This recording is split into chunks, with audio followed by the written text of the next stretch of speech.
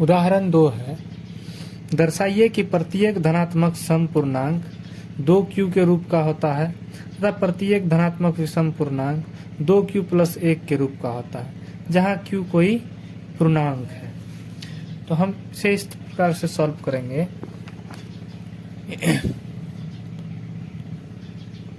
पहले मान लेंगे, माना a एक धनात्मक पूर्णांक है।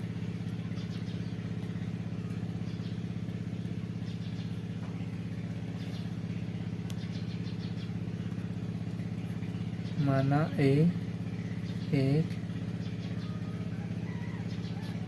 धनात्मक पूर्णांक है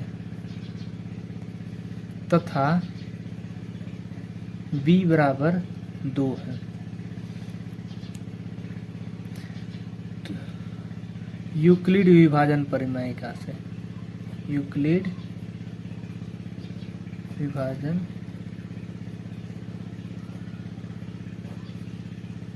प्रमेयिका से, यूक्लिड विभाजन प्रमेयिका हम पढ़े हैं कि a बराबर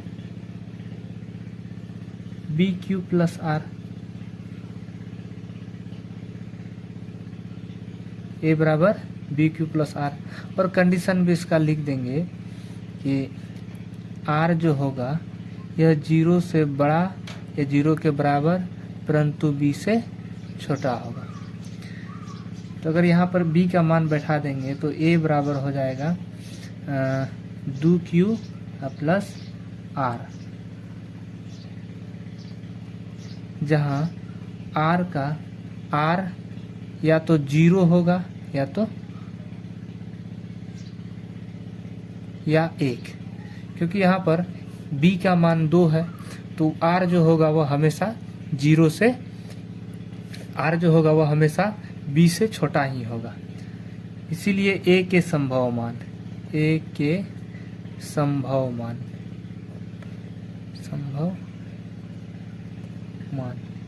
तो a का संभव मान क्या क्या होगा, 2q तथा 2q + 1। यहाँ पे हम देख रहे हैं कि 2q जो है यह 2 से भाग हो रहा है, और जबकि 2q + 1 2 से भाग नहीं हो रहा है। तो जो भी 2 से भाग होगा वह सम पूर्णांक होगा, और जो भी 2 से भाग नहीं होगा वो विषम पूर्णांक होगा। तो हम यहाँ पे लिखेंगे, यदि a बराबर 2q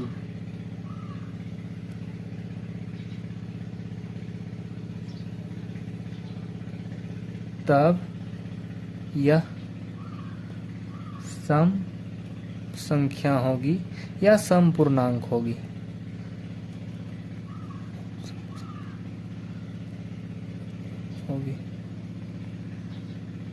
क्योंकि यहाँ 2 1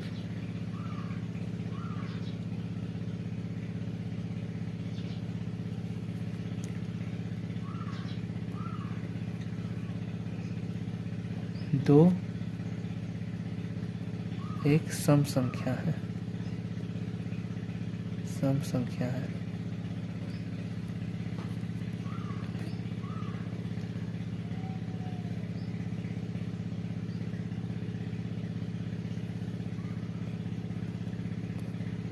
साथ ही एक धनात्मक पूर्णांक या तो सम हो सकता है और या तो विषम।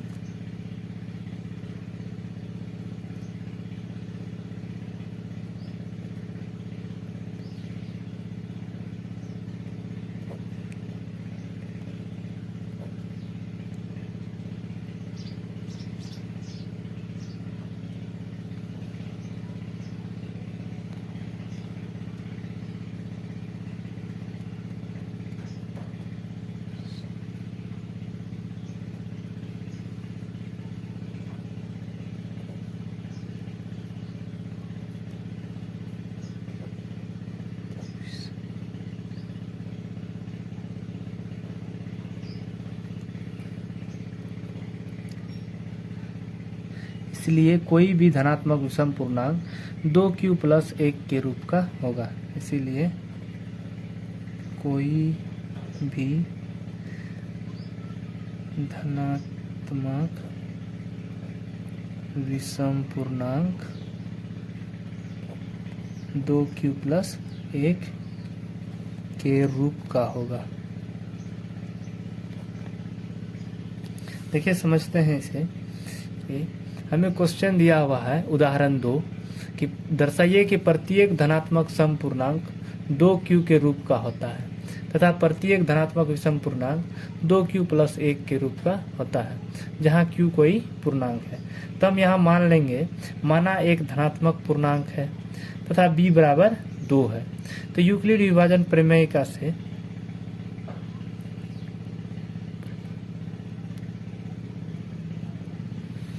यूक्लिड विभाजन प्रमेयिका यहाँ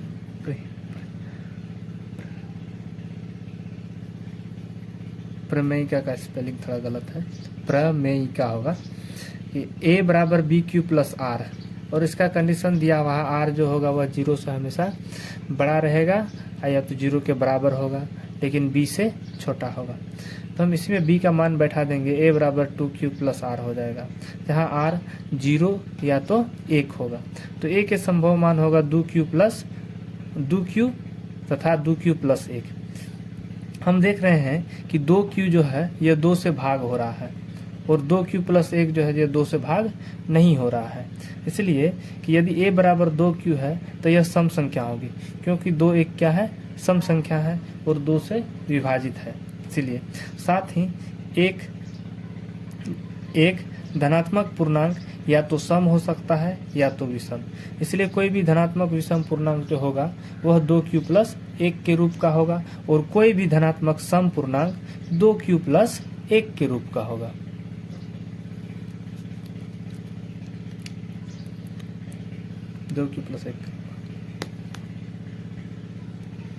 उदाहरण 3 है दर्शाइए कि एक धनात्मक विषम पूर्णांक 4q प्लस 1 या 4q प्लस 3 का रूप का होता है, 3 के रूप का होता है जहाँ q एक पूर्णांक है। तो हम यहाँ पे मान लेंगे कि माना एक धनात्मक विषम पूर्णांक है,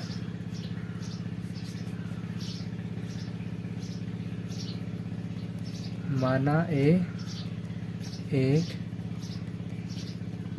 धनात्मक विषम पूर्णांक है तथा b बराबर 4 है। यूक्लिड विभाजन प्रमेयिका से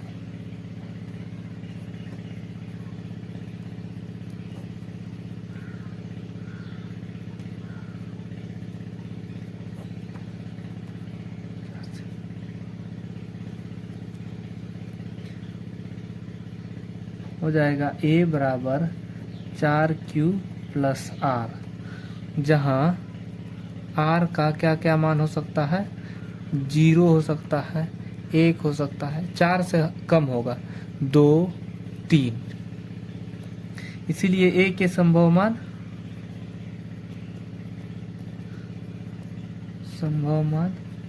क्या क्या होगा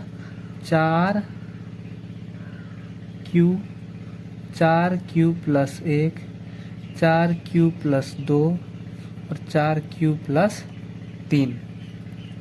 यहाँ हम देख रहे हैं चूंकि a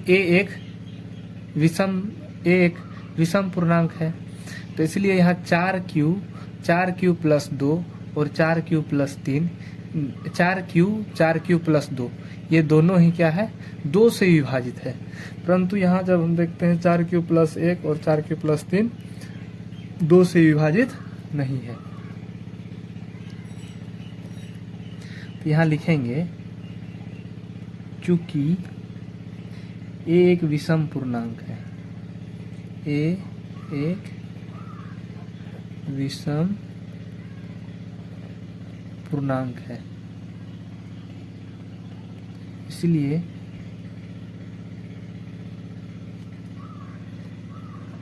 यह 4q या 4q प्लस 2 के रूप का नहीं हो सकता, 2 के रूप का नहीं हो सकता,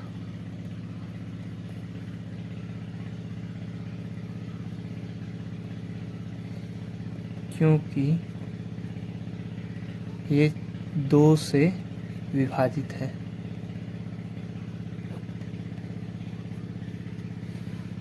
इसीलिए कोई भी धनात्मक विषम पूर्णांक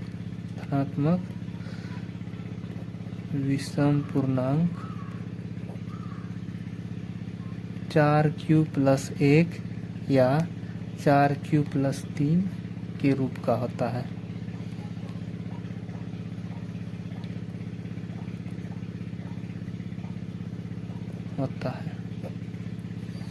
तो इस तरह से ये हमारा उदाहरण 3 समाप्त हुआ। उदाहरण 4 कहता है, एक मिठाई विक्रेता के पास 420 काजू की बर्फियां और 130 बादाम की बर्फियां हैं। वह इनकी ऐसी ढेरियां बनाना चाहती है कि प्रत्येक ढेरी में बर्फियों की संख्या समान रहे और ये ढेरियां बर्फी की परात में न्यूनतम स्थान घेरे। इस काम के लिए प्रत्येक ढेरी में कितनी बर्फियां रखी जा सकती है?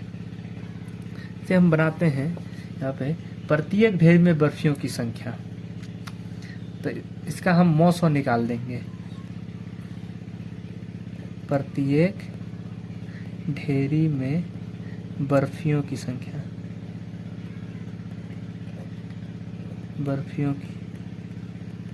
संख्या बराबर HCF ऑफ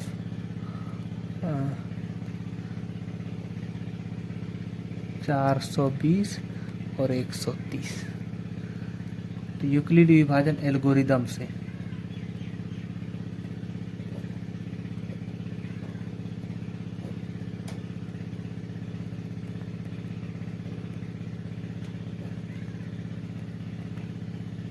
यहाँ पे जो बड़ा है 420 बड़ा है, उसे हम पहले आगे लिखेंगे। उसके बाद यहाँ पे हम निकालते हैं मौसौ इसका 130 से 420 का। तो यह होगा 3 बार में।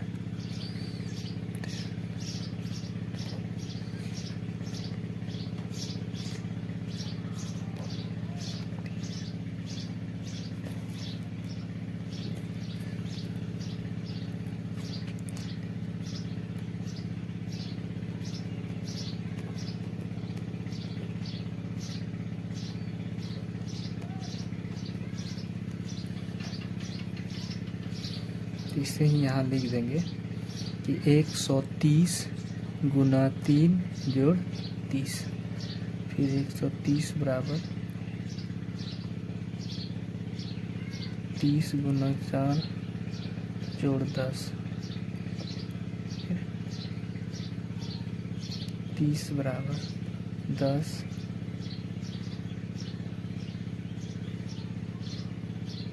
गुना 3 जोड़ 0।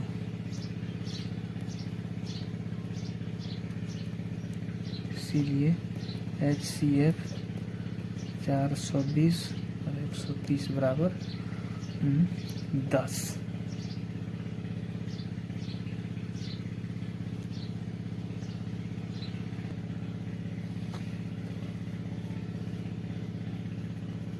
अतः प्रत्येक ढेरी में बर्फियों की संख्या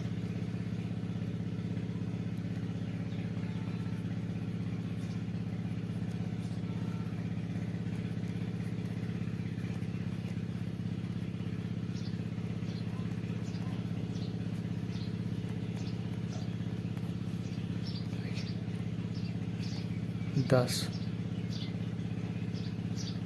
होगी।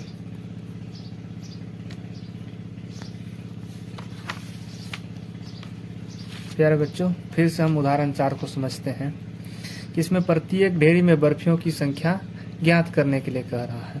तो हम क्या करेंगे, प्रत्येक ढेरी में बर्फियों की संख्या बराबर HCF 420 और 130 का निकाल देंगे। यूक्लिड विभाजन एल्गोरिदम का ही प्रयोग करेंगे, क्योंकि इसमें हम सिंपल विधि का प्रयोग इसमें नहीं करेंगे। यूक्लिड विभाजन एल्गोरिदम से 420 और 130 में 420 बड़ा है तो 420 को हम पहले लिखेंगे बराबर 130 गुना 3 जोड़ 30। उसी प्रकार से यहाँ पर 130 को आगे करेंगे 30 गुना 4 जोड़ 10। उसके बाद फिर यहाँ 30 को आगे करेंगे 10 गुना 3 जोड़ 0। तो यहाँ पर अंतिम भाजक जो है यह 10 है, इसलिए HCF क्या होगा 10 प्राप्त होगा। और यही आपका प्रत्येक ढेरी में बर्फियों की संख्या होगा।